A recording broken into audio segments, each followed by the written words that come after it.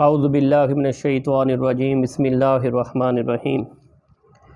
سامعین محترم، سورۃ النبأ 30واں پارہ اس کا آغاز کر رہے ہیں۔ تو سورۃ النبأ جو ہے وہ آج ہم پڑھیں گے۔ جس طرح عزیز طلباء میں عرض کیا کرتا ہوں کہ قرآن مجید فرقان حمید کا ایک ایک لفظ، ایک ایک حرف جو ہے اس پہ بے شمار اس کے پڑھنے سے رحمتیں نازل ہوتی ہیں۔ تو قرآن جو ہے وہ طالب بن کر پڑھا کریں، قرآن جو ہے وہ طالب بن کر سیکھا کریں، قرآن جو ہے وہ طالب بن کر سمجھا کریں، پھر اس کے ثمرات آپ کو میسر ہوں گے۔ یہ بسم اللہ الرحمن الرحیم جو ہے، یہ جو آیت ہے بسم اللہ الرحمن الرحیم، اس کی بھی بہت زیادہ فضیلت ہے۔ مدنی کریم آقا صلی اللہ علیہ وآلہ وسلم نے فرمایا کہ یہ بسم اللہ جو ہے، یہ تسمیہ جو ہے، یہ سلیمان علیہ السلام کے سوا کسی اور نبی پر یہ نازل نہیں ہوئی، یہ مجھ پر نازل ہوئی ہے۔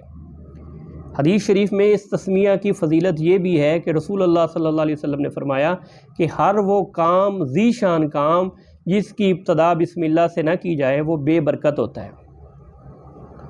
اور ایک حدیث میں یہ بھی ہے کہ جہنم کے 19 دروغے ہیں، جو بسم اللہ الرحمن الرحیم پڑھتا ہے وہ ان 19 دروغوں سے محفوظ ہو جاتا ہے۔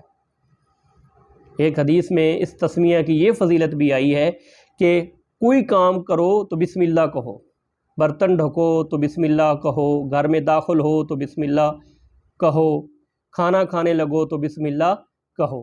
تو بسم اللہ کی یہ فضیلت ہے، یہ قرآن پاک کی یہ آیت جو ہے، یہ جو تسمیہ ہے، اس کی یہ فضیلت ہے۔ آپ پانی پیتے ہیں، پانی تو آپ نے پینا ہی ہے، اگر آپ اس کو بسم اللہ پڑھ کر پئیں گے تو اس کا آپ کو بسم اللہ کا بھی ثواب مل جائے گا۔ پیاس تو آپ نے بجھانی ہے، کھانا تو آپ نے کھانا ہی ہے، اگر آپ بسم اللہ پڑھ کر کھا لیں گے تو کھانا تو آپ کھائیں گے بسم اللہ کا، آپ کو ثواب بھی مل جائے گا۔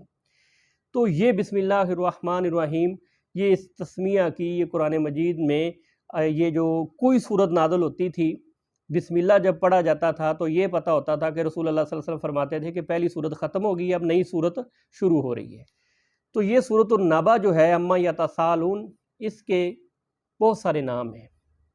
ایک نام تو اس کا سورۃ النبأ ہے، ایک نام تو سورہ تساؤل ہے، ایک نام عما یتساءلون ہے، اور ایک اس کا نام سورۃ الموسرات ہے۔ بسم اللہ الرحمن الرحیم، عما یتساءلون، کس چیز کے بارے میں وہ سوال کرتے ہیں؟ یہ اما جو ہے، یہ اصل میں انما تھا، انما تھا۔ یہ جو انما کا، یہ جو انما سے یہ اما ہوا، یہ ایک لمبی تفصیل ہے، یہ ایک لمبی بحث ہے۔ تو یہ اما یتساءلون، کس چیز کے بارے میں وہ سوال کرتے ہیں؟ یہ جو سوال کرنے والے تھے، ان کے بارے میں بھی مفسرین کے 3 قول ہیں۔ ایک قول تو اس کا یہ بھی ہے کہ یہ جو سوال کرنے والے تھے یہ کافر تھے اور مسلمانوں سے رسول اللہ صلی اللہ علیہ وسلم سے سوال کرتے تھے۔ اس کی تفصیل یوں ہے، ابن عباس کی روایت ہے کہ جب رسول اللہ صلی اللہ علیہ وسلم نے نبوت کا دعویٰ کیا، لوگوں کو بتایا کہ زندگی ہے، زندگی کے بعد موت ہے، مرنا ہے، مرنے کے بعد دوبارہ اٹھنا ہے، تو جب حضور صلی اللہ علیہ وسلم نے حوالے آخرت بیان کیے تو پھر لوگ جو ہیں، وہ جو وہاں کے مشرکین جو تھے، کفار جو تھے، وہ طنزاً کہنے لگے، لو جی قیامت بھی برپا ہونی ہے، دوبارہ جی کر اٹھنا ہے، دوبارہ بھی ہم نے زندہ ہونا ہے۔ ان کا ذہن یہ تھا کہ مر گیا تو بس مٹی ہو گیا، دوبارہ کیا زندہ ہونا ہے۔ جب حضور صلی اللہ علیہ وسلم نے ان کے بارے میں یہ بیان فرمایا تو وہ سوال کرنے لگے۔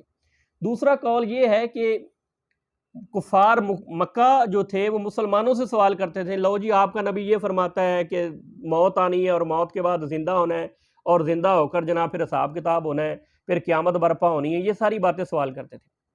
تیسرا قول یہ ہے کہ کفار اور مسلمان یہ دونوں رسول اللہ صلی اللہ علیہ وسلم سے سوال کرتے تھے۔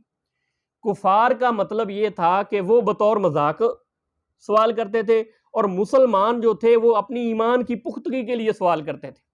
اس کا یہ مطلب نہیں ہے کہ ان کو رسول اللہ صلی اللہ علیہ وسلم کی ذات پر شک تھا، یا رسول اللہ کی زبان پر ان کو یقین نہیں تھا، الفاظ پر یقین نہیں تھا۔ اپنے ایمان کو بڑھوتری دینے کے لیے، اپنے ایمان کو 4 چاند لگانے کے لیے وہ سوال کرتے تھے۔ عن النبأ العظیم، وہ بڑی خبر کے بارے میں سوال کرتے تھے۔ النبأ میں نے آپ حضرات کے سامنے یہ بیان کیا کہ النابہ کے بارے میں مجاہد علیہ رحمہ اور ابن زید جو ہے انہوں نے اس سے مراد قیامت لیا ہے، دوبارہ جی کر اٹھنا لیا ہے، مر کر دوبارہ جی کر اٹھنا اس سے مراد لیا ہے۔ لیکن قتادہ فرماتے ہیں رحمۃ اللہ علیہ کہ اس سے مراد جو ہے وہ قرآن مجید ہے، لیکن پہلا قول جو ہے وہ راجح ہے، پہلا قول جو ہے وہ زیادہ معتبر ہے کہ مر کر دوبارہ جی اٹھنا اس کو النابہ کہتے ہیں۔ یہ قیامت کے بارے میں ہے۔ الذی ہم فیہ مختلفون، وہ جس کے بارے میں اختلاف کرتے ہیں۔ کلا سیعلمون، ہرگز نہیں ان قریب وہ جان لیں گے، ثم کلا سیعلمون، پھر ہرگز نہیں وہ ان قریب جان لیں گے۔ آگے اللہ پاک فرما رہے ہیں، اپنی قدرت بیان فرما رہے ہیں، اللہ پاک اپنی قدرت بیان فرما رہے ہیں۔ الم نجعل الارض مہادا، یہ حمزہ استفہامیہ ہے، سوال پیدا کر رہے ہیں، اللہ خود ہی سوال اٹھا رہے ہیں اور خود ہی اس کا جواب دے رہے ہیں۔ الم نجعل الارض مہادا، کہ ہم نے زمین کو بچھونا نہیں بنایا، والجبال اوتادا، اور پہاڑوں کو میخے نہیں بنائے۔ پہاڑوں کو میخے بنانا اور زمین کو بچھونا بنا، جب زمین بنائی گئی تو یہ ہلنے لگی، اس کو مضبوط کرنے کے لیے اوپر مضبوط پہاڑ گاڑ دیے۔ وَخَلَقْنَاكُمْ أَزْوَاجًا، اور ہم نے تمہیں جوڑا جوڑا پیدا کیا۔ وَجَعَلْنَا نَوْمَكُمْ سُبَاتًا، اور ہم نے بنایا نیند، تمہاری نیند کو آرام کے لیے۔ وَجَعَلْنَا اللَّيْلَ لِبَاسًا، اور رات کو پردے کی چیز۔ وَجَعَلْنَا النَّهَارَ مَعَاشًا، اور ہم نے بنایا دن کو کام کاج کے لیے۔ وَبَنَيْنَا فَوْقَكُمْ سَبْعًا شِدَادًا، اور ہم نے بنائے تمہارے اوپر 7 مضبوط آسمان، ہم نے تمہارے اوپر 7 مضبوط آسمان بنائے۔ وَجَعَلْنَا سِرَاجًا وَهَاجًا، اور ہم نے بنایا چمکنے والا سورج۔ وہاجا کا معنی ہوتا ہے چمکنا، سراجا سورج، اور ہم نے بنایا تمہارا، اور ہم نے سورج کو چمکنے والا سورج پیدا کیا۔ وَأَنزَلْنَا مِنَ الْمُعْصِرَاتِ مَاءً ثَجَّاجًا، اور ہم نے اتارا پانی، بادلوں سے پانی خوب برسنے والا، خوب برسنے والا بادلوں سے پانی اتارا۔ لِنُخْرِجَ بِهِ حَبًّا وَنَبَاتًا، تاکہ ہم اس سے نکالے غلہ اور اناج۔ وَجَنَّاتٍ الْفَافًا، اور گھنے باغات۔ دیکھیں یہ اللہ پاک کی قدرت ہے، اللہ پاک اپنی قدرت بیان فرما رہے ہیں کہ آپ پہاڑوں کی مضبوطی دیکھیں تو آپ کو رب کی قدرت پر یقین آنا چاہیے۔ آپ پھولوں کی خوشبو دیکھیں، چاند کی چاندنی دیکھیں، سورج کی روشنی دیکھیں، ستاروں کا جگمگانا دیکھیں، یہ پہاڑوں کی مضبوطی دیکھیں، پہاڑوں کا میخے بننا دیکھیں، زمین کا بچھونا بننا دیکھیں، اور 7 مضبوط آسمان جو ہیں ان کو آپ دیکھیں۔ اللہ پاک فرما رہے ہیں کہ جو اللہ زمین کو بچھونا بنا سکتا ہے، پہاڑوں کو میخے بنا سکتا ہے، تمہیں جوڑا جوڑا پیدا کر سکتا ہے، 7 تمہارے اوپر آسمان مضبوط کھڑے کر سکتا ہے، تو وہ کیا تمہیں دوبارہ مر کر زندہ نہیں کر سکتا؟ یہ ان کفار کے سوالوں کا جواب تھا۔ اللہ کے لیے کچھ بھی مشکل نہیں ہے، وہ کن فیکون ہے، وہ جو کہتا ہے وہ ہو جاتا ہے۔